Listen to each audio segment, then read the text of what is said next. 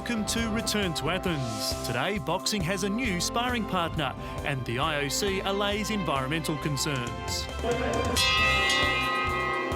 The bell rings and the lights are on again in the boxing ring for the first time in Vietnam's capital of Hanoi after a 7-year government ban.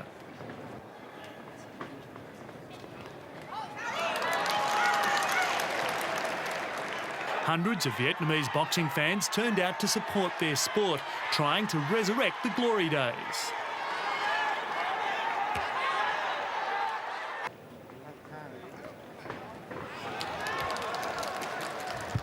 Boxing arrived in Vietnam in the early 1920s during French colonisation.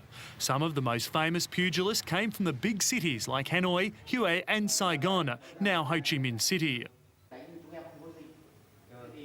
Pham Duan Nan, who is 69, was one of them. He was lucky to be born into a family with a boxing tradition. His father started learning boxing during the sport's early days in Vietnam and became one of the best-known boxers during French rule. They, the French, practiced boxing, so our grandparents found it very interesting and started learning. The French people had not taught boxing yet, so the Vietnamese looked for the boxing guidebook and taught themselves.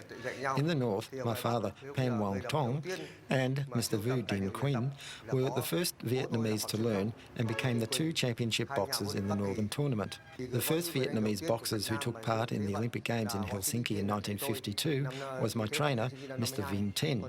Mr Nguyen Trung and I were the first Vietnamese boxers who attended the Asian Games in 1954.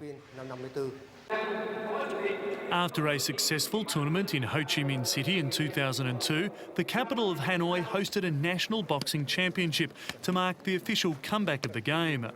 The championship was a tonic to many boxers who had been waiting in the wings, and it brought up a number of new developments for boxing in Vietnam. One of them was the emergence of foreign coaches. Valery Klitschko was asked by Vietnam's Olympics Committee to come to work in Hanoi with the Dong Da district boxing team.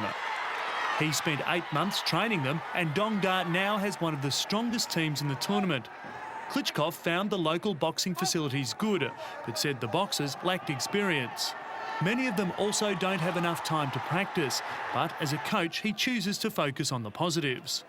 Besides the foreign coach, Vietnam's Boxing Association also realises that it needs other outside help for the local team to prepare for the Olympic Games. 4 Thai referees were invited, not only to train their Vietnamese counterparts, but also to officiate at championship matches.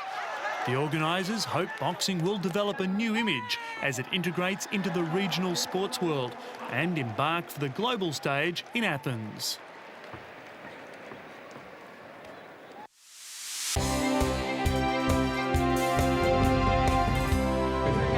Recently, APOC President Gianna Daskalaki was questioned over environmental concerns regarding the rowing site, as the artificial lake being created might damage a rare Mediterranean pine forest and wetland bird habitat. EU Environment Commissioner Margot Wallström toured the rowing complex and gave her support to the work being done.